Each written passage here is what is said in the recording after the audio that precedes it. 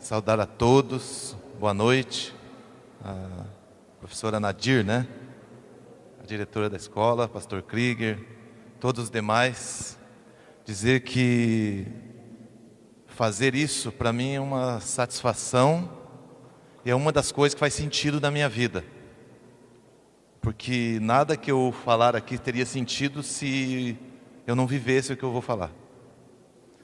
E eu queria dizer uma coisa para o professor Oséias, que é o seguinte: quem faz isso aqui não é só voluntário. Voluntário faz a coisa por vontade, mas eu me sinto na obrigação de fazer. Porque quando a gente recebe coisas boas, tem coisas boas dentro da gente, precisa fazer coisas boas para se sentir bem. E se cada um de nós fizesse isso por tarefa, por dia, nós já estaríamos num mundo bem melhor. Então, eu queria trazer de uma forma, não tem como nós aprofundarmos nesses assuntos todos, mas eu trouxe um pouco da história da minha vida aqui nessa noite, para que nós, se alguma coisa boa, vocês consigam... deixa eu tomar um gole de água que eu estou... Obrigado.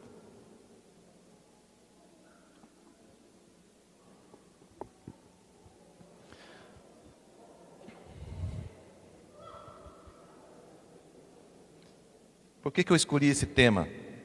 Uma vida com significado.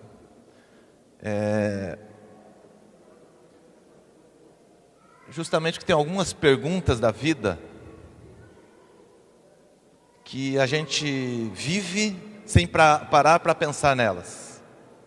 E eu vejo muita gente por aí fazendo palestras, motivando as pessoas, mas qual é o significado da vida? Né? Para que você nasceu? Para que eu nasci? Espero que os professores de português, que o para que esteja certo. Né? Toda vez a gente estuda e toda hora a gente fica com dúvida, né? Para que você nasceu? Eu dizia, você nasceu para ser você. Você imagina?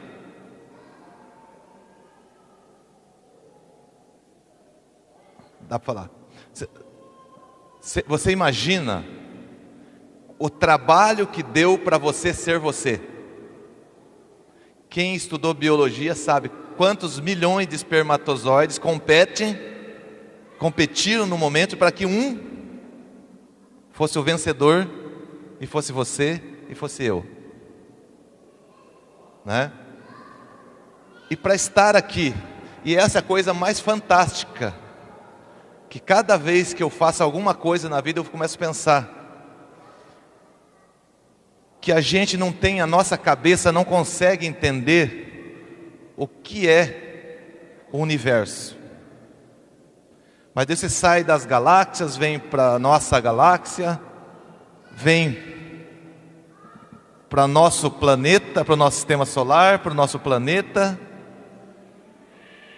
para o nosso continente, para o nosso país,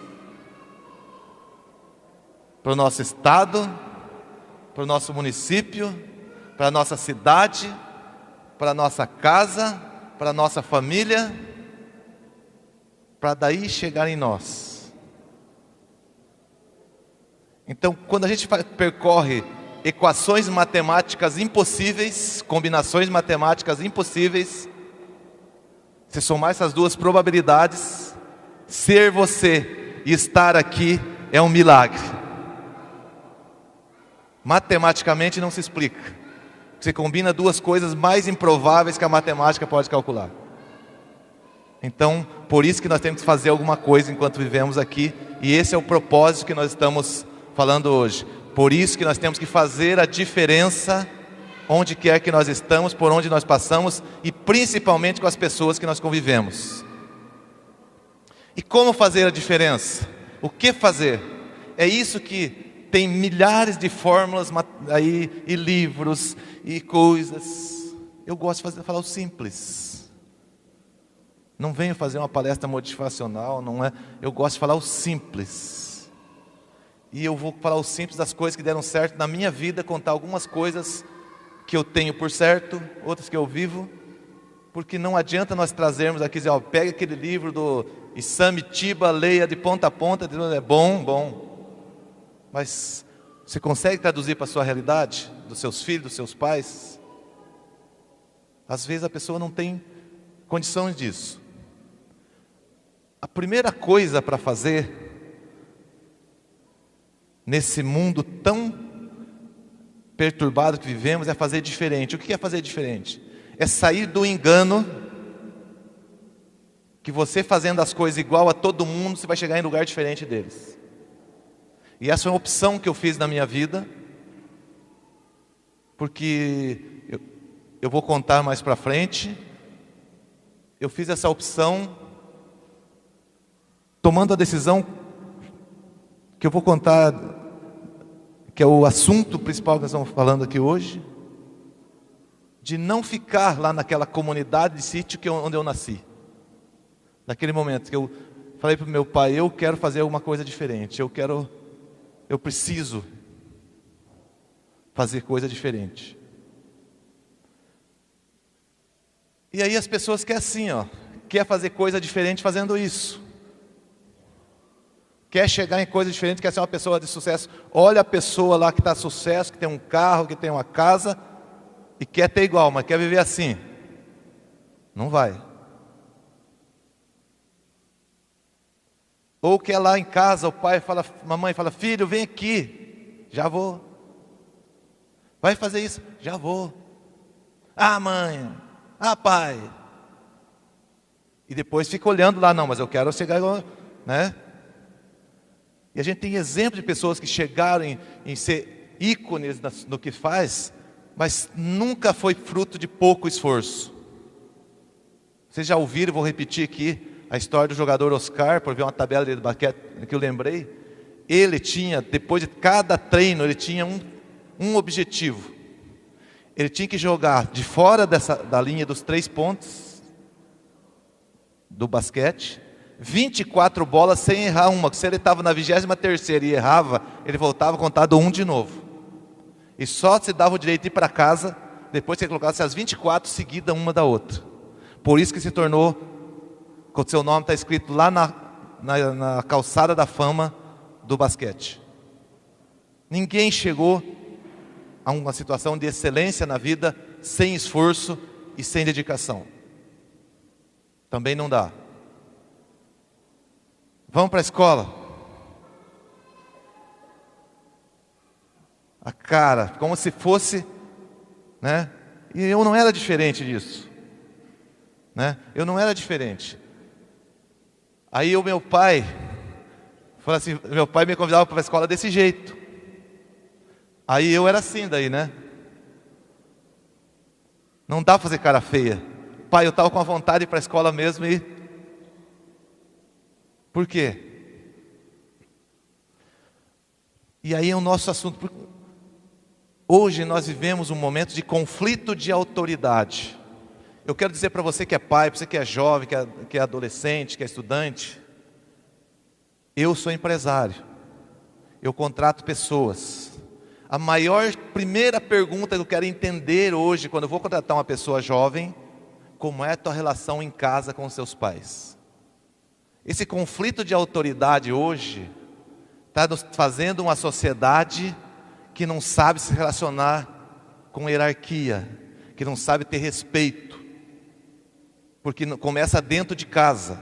Eu tenho irmã que é professora em colégio estadual, tenho muitas pessoas, e eu sei das histórias que acontecem dentro das salas de aulas, e os professores não podem fazer nada hoje.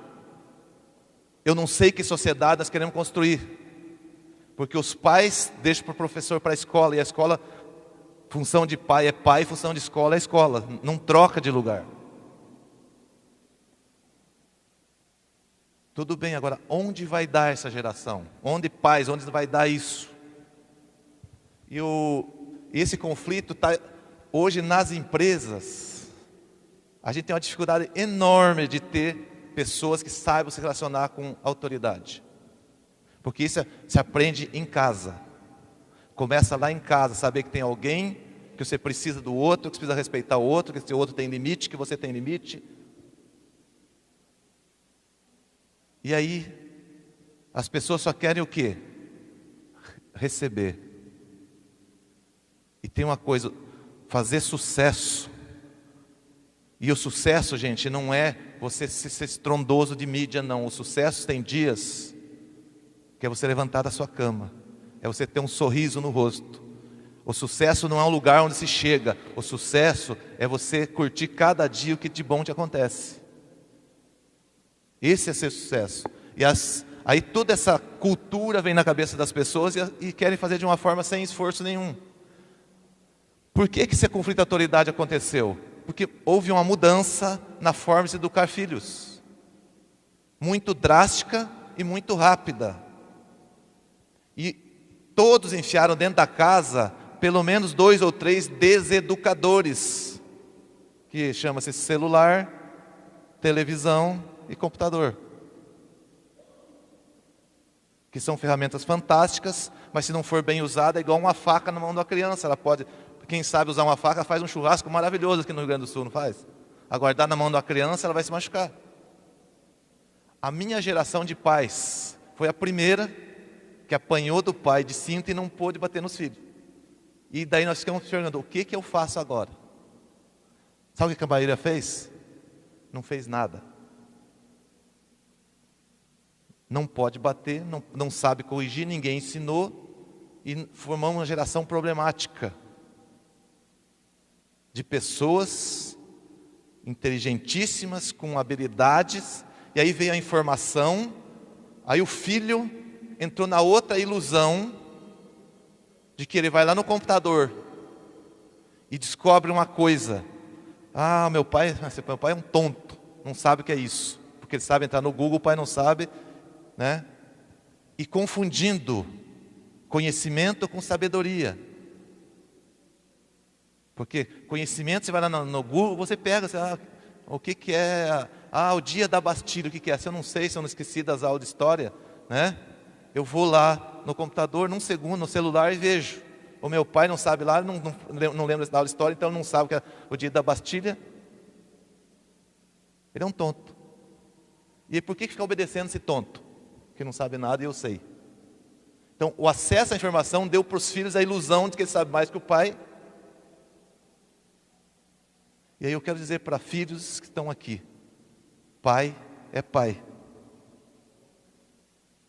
E a maior satisfação que eu tenho na minha vida, acho que foi menos de 60 dias que eu perdi minha mãe.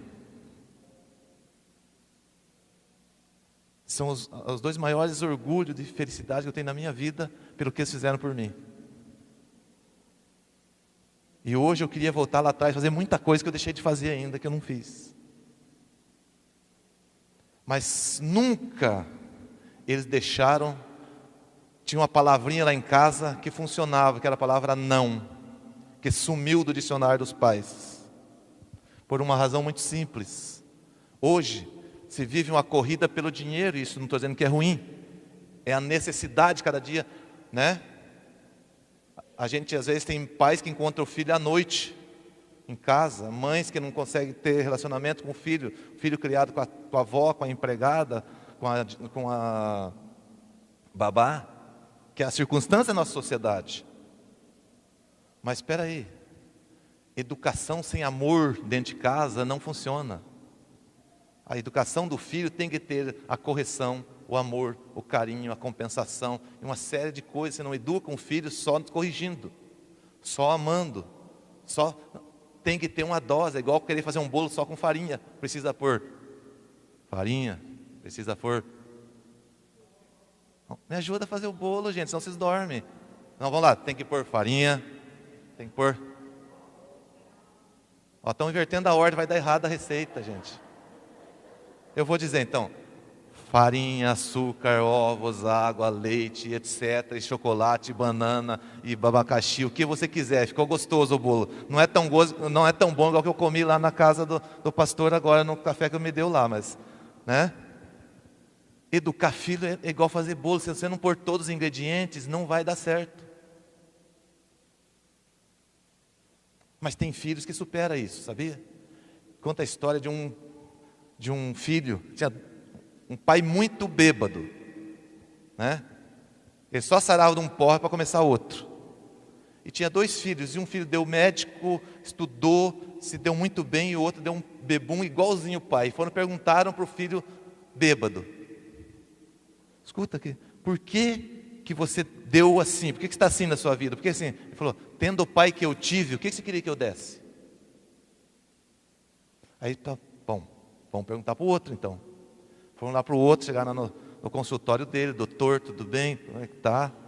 Escuta, eu queria saber por que você tendo na tua vida, assim, por que você deu certo na vida? Ele falou, tendo um pai como eu tive, o que você queria que eu desse na vida?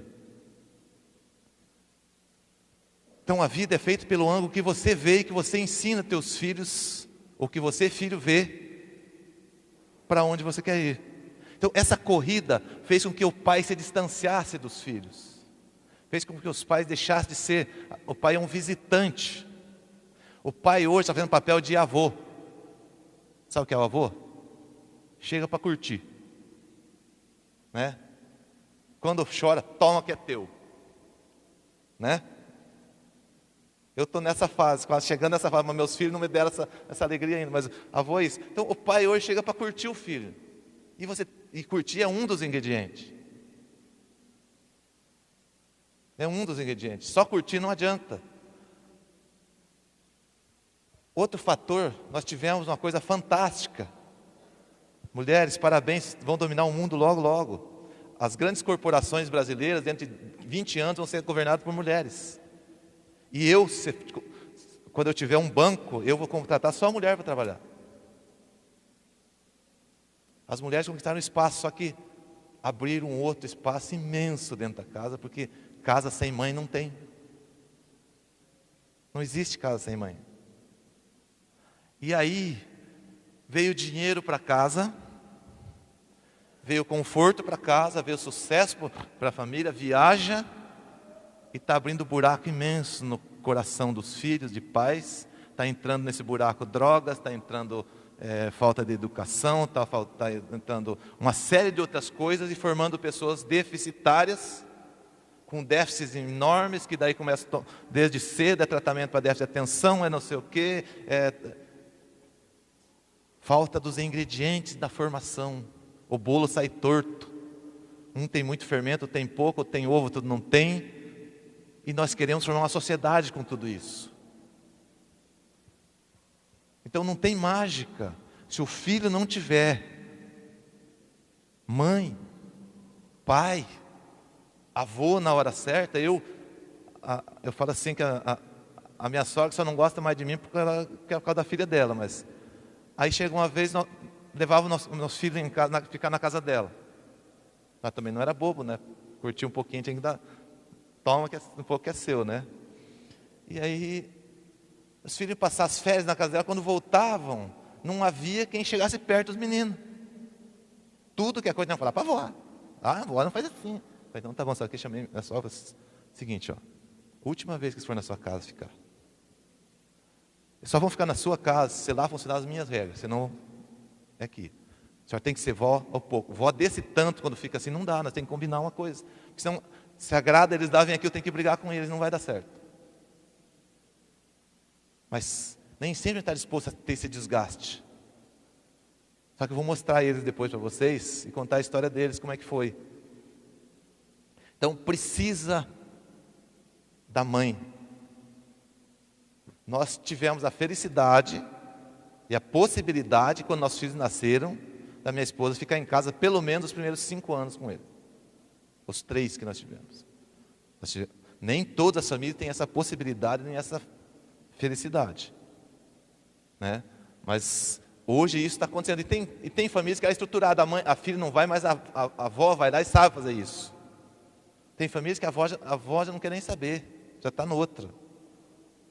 Aí vem ao terceiro, que não tem nada a ver com a cultura da família, não conhece a casa, ensina coisa, não tem nada a ver, e troca de babá 3 vezes por ano. Como é que você vai formar um caráter numa criança, numa pessoa, numa situação dessa? E aí nós temos isso. Fica o dia inteiro fora de casa, trabalhando, chega em casa devendo, vai dizer não para o filho? Mas claro que não. Oh, vem aqui. Ah, pai, quero isso. Ah, vamos lá. Ah, mãe, quero isso. Vamos lá. Ah, eu vou trazer para você. Ah, eu te dou. Ah, o papai compra. E faz, e faz. Aí quando ele chega a 12 anos, ele diz, pai, eu vou sair com meu amiguinho para dormir na casa dele. Ele fala assim, não, não dá. Fala, peraí, quem deu as ordens aqui dentro de casa sempre fui eu. O que você está se metendo, velho? Com 12 anos, as crianças já fazem isso, porque desde pequeno é ele que dá as ordens dentro de casa. Quero isso, quero aquilo, vou para lá. Aí vem na escola, não há quem segure. Se você fazer um A, vem o camburão te buscar. E como nós queremos formar uma sociedade assim? Pai, como você... E o pai tem pai que defende esse tipo de situação. Não, porque a culpa é da professora, a culpa é sempre do outro. Não, a culpa é sua. Problema com o filho até 18 anos é culpa de você, é sua, pai. Me desculpa. Nós somos responsáveis por todos os menores, legalmente. Porquanto, tudo que acontece na escola de errado, é culpa do pai. Mas hoje não, hoje é tudo culpa do professor. É culpa da escola, é culpa da sociedade, é culpa do outro. Agora nós pais, não ficamos em casa para educar nossos filhos. Eles voltam para casa, não tem com quem ficar, ficam largados na casa, na rua. Olha o risco que nós estamos correndo. Os filhos são o grande projeto da nossa vida. Você, pai que tem filho adolescente, eu quero dizer, o prazer que é você chegar a um filho com 23 anos de idade, formar uma faculdade, poxa, esse deu certo. Eu já consegui 2. Tem uma com 13 ainda. A alegria que é isso. E o peso que sai do ombro. Porque hoje, cada vez que teu filho sai pela porta para fora, você não sabe o que vai acontecer com ele. Que tipo de sexualidade ele vai optar. Que tipo de vida ele vai viver. Que tipo de amigo ele vai encontrar. Não sabe, o mundo está virado. Então ele tem que sair de lá sólido. Tem que sair de lá convicto que quer ser um cidadão, que quer ser uma pessoa. Principalmente que ele precisa ter uma vida que tenha significado. Débito. Pais com muito débito com seus filhos. Tem que pagar a conta dando as coisas. Nunca se vendeu tanto brinquedo para pagar peso de consciência de pai. Vende-se brinquedos, vende-se presentes, vende-se filho. Às vezes a família não tem nem, olha, mal um sofá dentro de casa, mas o filho tem um iPhone que ele ganhou para pagar peso de consciência do pai e da mãe. Aí reclama do preço do feijão. Muito complicado isso. São debates que não é só comunitário, ele chega a ser nacional, ele é social hoje isso. Agora, no que nos compete dentro da nossa casa, nós precisamos tomar olhar e ver o que nós fazemos para que a nossa família seja um grande projeto, que a nossa família, nossos filhos, né, nos dê muita alegria. E aí eu era assim, tinha uma lei lá em casa primeiro. Assim, meu pai me ensinou a gostar de estudar e a fazer algumas coisas. Primeiro, meu filho, sobre brigar na escola. Vamos fazer um trato. Se você for brigar e você bater, se chega em casa eu bato em você para você ver como é ruim apanhar. E se você for brigar e apanhar, você vai apanhar de novo para nunca mais querer apanhar. Melhor se correr. Se apanhar uma vez, vai apanhar 2. Eu nunca briguei na escola. Porque o meu pai não era conversa isso não. Não era conversa. Só que hoje a gente não pode, essa técnica não funciona. Não é isso. Mudaram seus métodos, mas os princípios continuam o mesmo. Porque as pessoas hoje acham que, pelo fato de não poder, de ser hoje antissocial, que o pessoal confunde entre você dar uma sentadinha num filho e espancar um filho, antes de ser antissocial isso, aquela coisa toda, que não vou entrar nesse mérito, que a minha opinião é diferente disso, né? Eu vejo, por exemplo, pai que fala assim, eu não quero que o meu filho passe o que eu passei. Então você deu errado, né? Eu quero que meus filhos passem tudo que eu passei. Porque eu dei um homem. Eu tenho orgulho da minha vida e tenho alegria do resultado que eu dei. mas não nos métodos que eu passei. Ele tem que passar por todos os princípios, que em casa pai é pai, mãe é mãe. E Deus é Deus. Então meu pai tinha essa. E a outra coisa, ele falou o seguinte, então eu era meio preguiçoso para estudar. Assim, ele falou, então tá bom, vou te dar. Você não quer estudar? Então tá bom, vou. Chega ele lá nós morava no sítio, comprou uma enxadona desse tamanho, um cabo daquele de Guatambu. Falou, está aqui agora, então você vai começar. Você não quer estudar, então vamos trabalhar comigo. Falou assim, imita o papai agora então, vamos aqui do lado. Foi umas 5 enxadadas, eu estava amando a escola. Ele falou, só que é o seguinte, só que a escola agora está lá do outro lado do Arrozar. Você vai ter que ir comigo até do lado de lá agora. Você aprender que as decisões que você toma, você tem que pagar o preço. Então vamos lá. Aí aquele sol que Deus mandava, né? Eu 14 anos, né? Nessa idade, acho que não tinha nem isso. Hoje você vai para a cadeia fazer isso, né? Onde fazer malandragem não faz mal. Veja que lei que nós temos, que sociedade. Malandro não vai, mas se você educar seu filho para ele não ir para a cadeia depois, você que vai preso. Vai tudo bem. Então meu pai me fez falar, sabe uma coisa? Acho que eu vou estudar. Esse negócio de enxada, arrozal, sol, nós não fomos feitos um para o outro não, né? E aí eu tenho essa salada de fruta,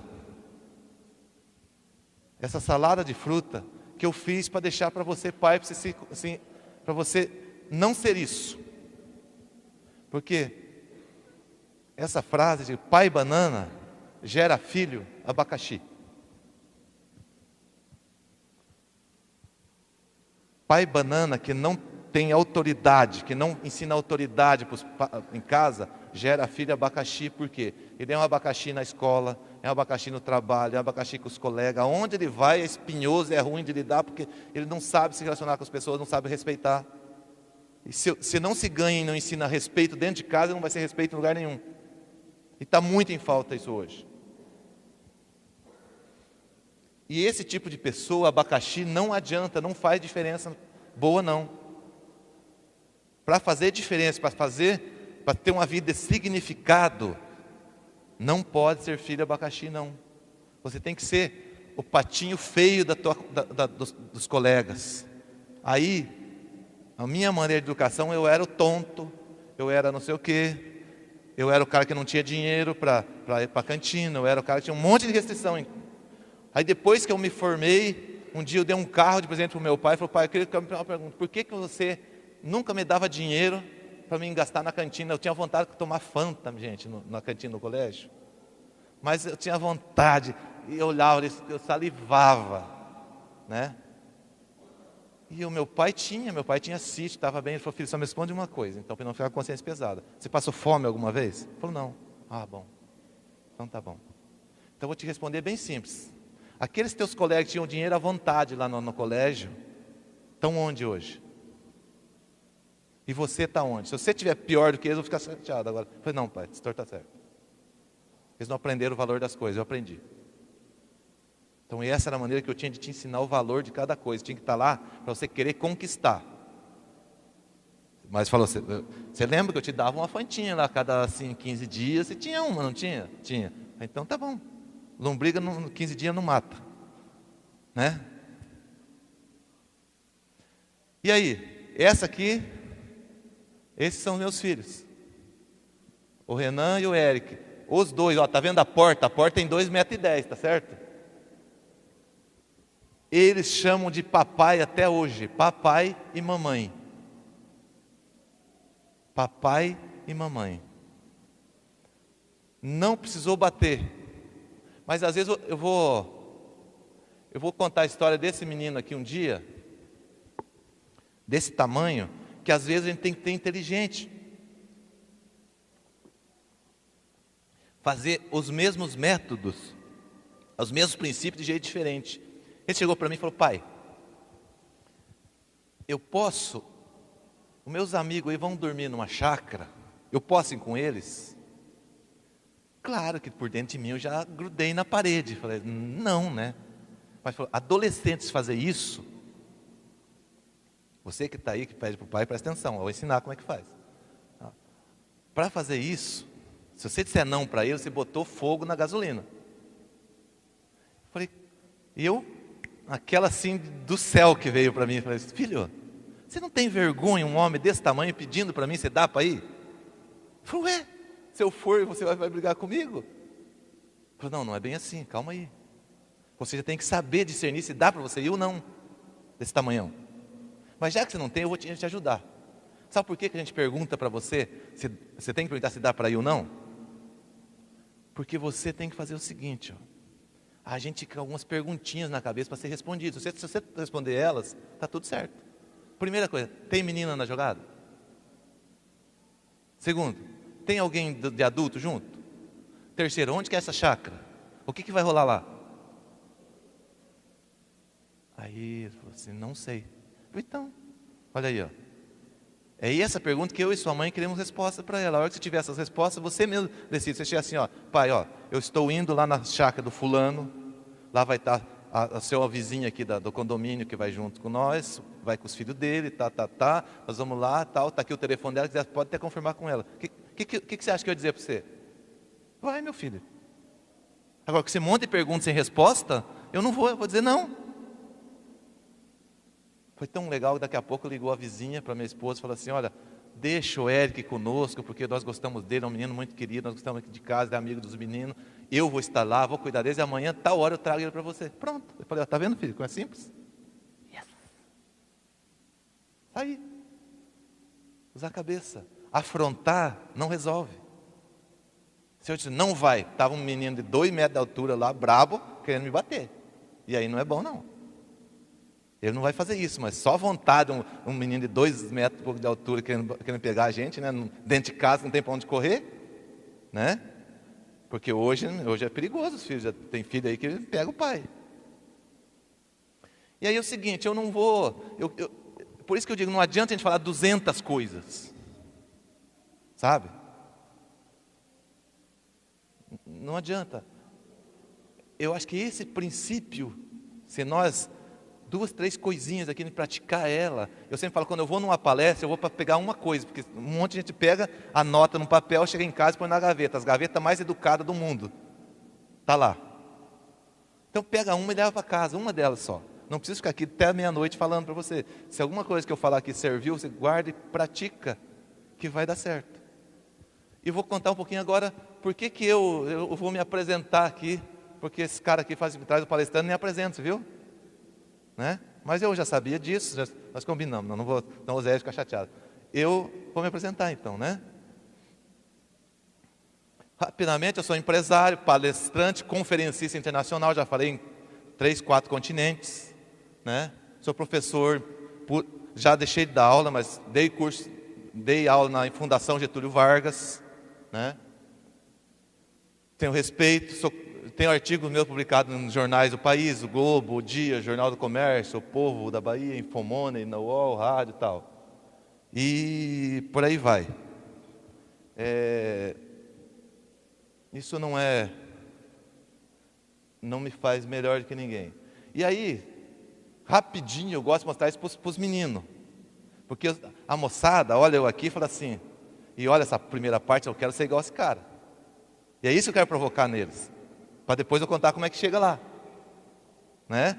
Mas já que eu até pensei que o público seria mais alunos, né?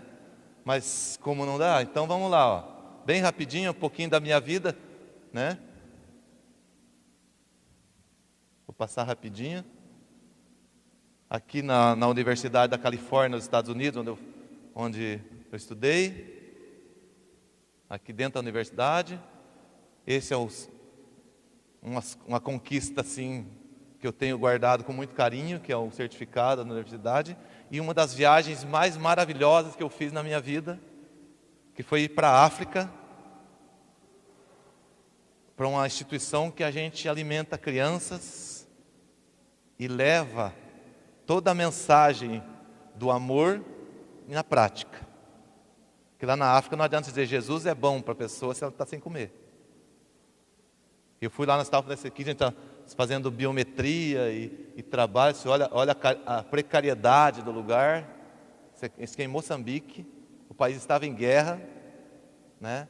E eu fiquei lá. E não deixamos a nossa empresa de colaborar com a educação. Nós levamos material, um uniforme, nós doamos para 250 crianças numa escola, equipamos ela um ano letivo inteiro, né? Porque fala, mas aqui, gente, aqui pelo amor de Deus, tem muita gente orando lá, ninguém tem para dar. Então essa foi uma das viagens mais maravilhosas que eu já fiz por esse mundo, que é o que dá significado. Você tira foto lá em Nova York, né? É legal, tudo, mas você fica assim, se você tem um pouquinho de responsabilidade. Eu voltei de Moçambique, eu precisava trocar de carro, eu não conseguia, porque eu me sentia em débito com o mundo.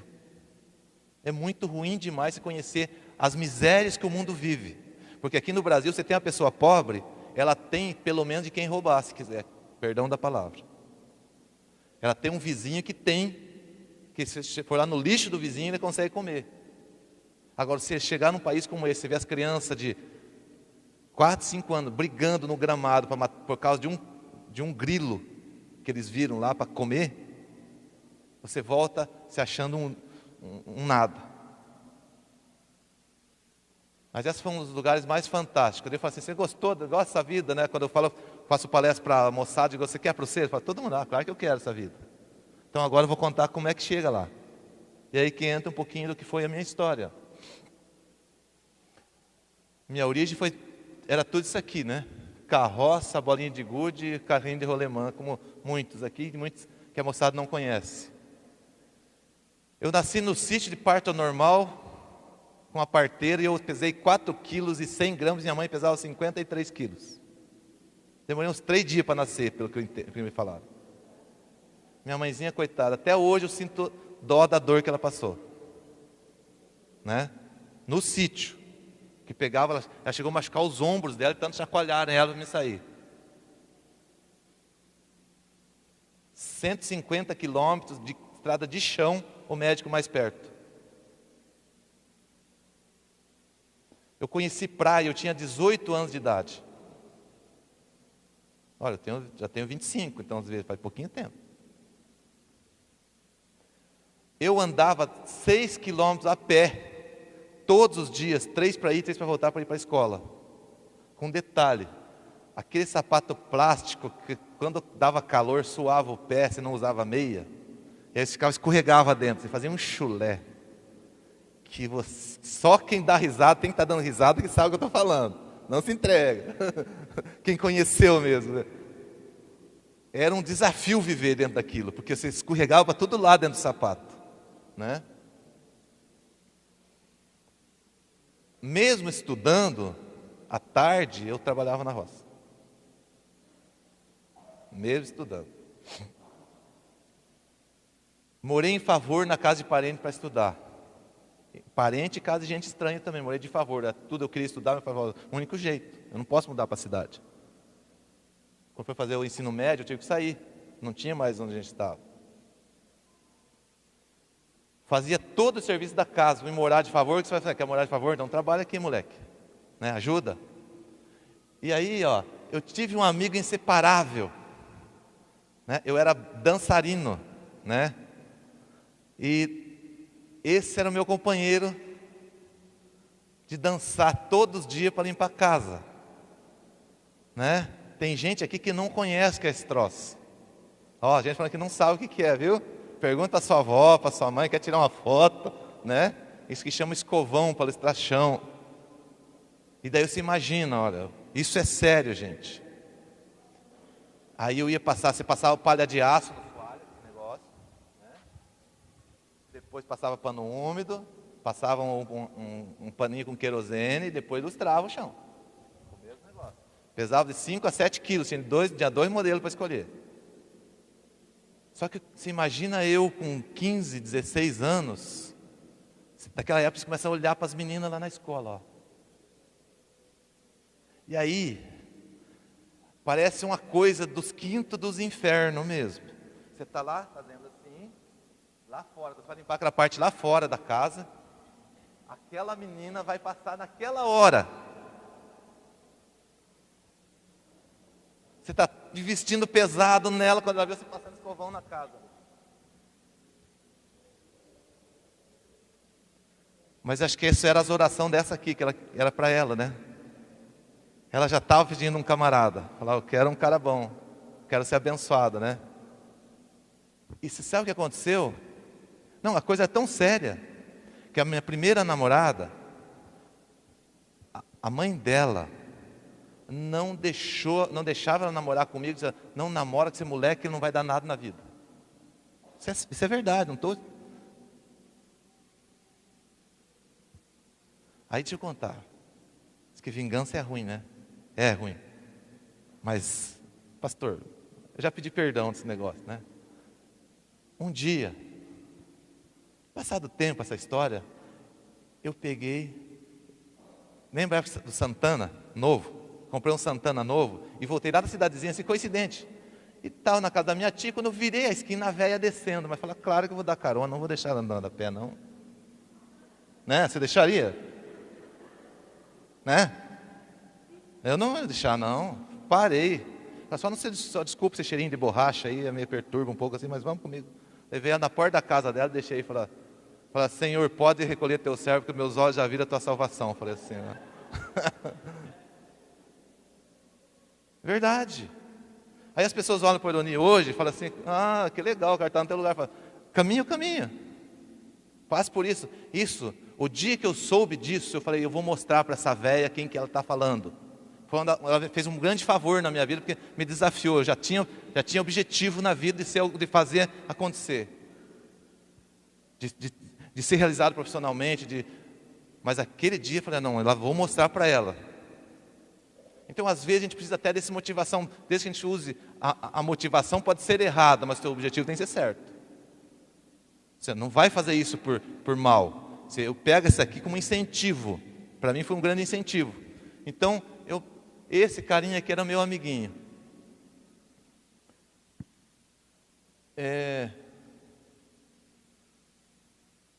Eu acho que eu pulei aqui, peraí. Faltou um slide, mas é o seguinte, eu tenho que contar,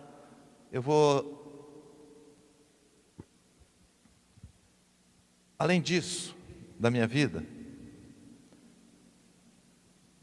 meus pais, que é a parte principal disso. A minha mãe, analfabeta, nunca aprendeu a assinar o nome dela. Tadinha. Falava toda cabocladinha. E doente desde o dia que eu nasci. Ela faleceu agora, 50 anos e 6 meses desde o dia que ela adoeceu. Tudo aquilo que a gente tinha, não sei quantas foi, ganhamos outro, foi de novo para médico, para tudo. Mas eu acabei sendo o projeto da minha família. O meu pai, os dois lá, velhinhos, bem, no momento de crise, eu não conseguia trabalhar, porque aquela fase que você estava para entrar no quartel e não consegue. Eles chegaram aí vender laranja, fruto, na beira da rodovia para pagar o carnê da minha faculdade, que não tinha faculdade estadual, não era gratuito. No Paraná, pelo menos estadual é gratuito, não sei aqui. Eles fizeram isso, as minhas irmãs abriram mão da vida delas, e fizeram que eu fosse o projeto da nossa casa. E aí que eu digo, pai, os teus filhos precisam ser o projeto da sua casa. Porque é tão... hoje eu vejo pessoas dizendo, não, porque eu estou aqui, porque eu vou me aposentar.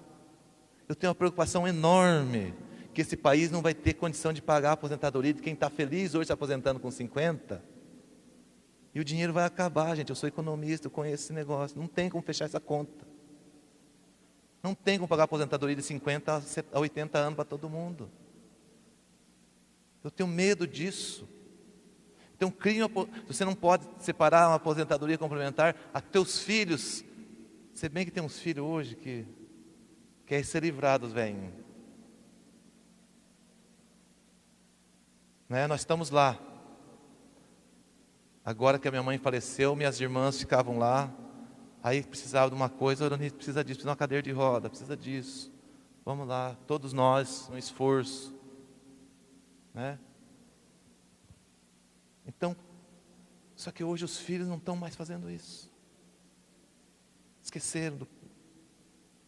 E quando a gente olha, eu olho para toda essa circunstância que é a minha vida e as coisas, não tem coisas. Eu vivo alguns princípios que eu aprendi na Bíblia, e um deles fala assim: se você honrar teu pai e tua mãe, você vai ter uma vida longa e as coisas aqui nesse mundo vai se multiplicar para você. Isso aqui não diz que se você frequenta a igreja você faz isso aqui, não. Isso aqui é Deus que diz. Cuidar do pai e da mãe é ser abençoado. Isso não tem a ver com religião. Deus é nosso pai, e como nosso pai, essa promessa alcança todos nós. E tem pessoas que rasgam aí esse cheque em branco, rasga, desobedecendo o pai, não honrando o pai. Ali não diz se o teu pai for bom, se o teu pai for bacana, não diz isso. Ele só diz: honra ele que eu vou te abençoar, você vai ser uma pessoa abençoada. A minha esposa hoje vive quase que exclusivamente para cuidar da mãe, do pai, é médico, é comprar uma coisinha, levar ela a passear e fazer isso aqui. Falei: faz isso com carinho, não por lá recompensa, sim porque são nossos pais. Um dia eles tiraram uma coisa da boca para dar para nós. A vida dela foi tão igual à minha, com a coisa mais agravante. Ela teve, graças a Deus, nunca faltou comida na minha mesa. Na casa dela faltou.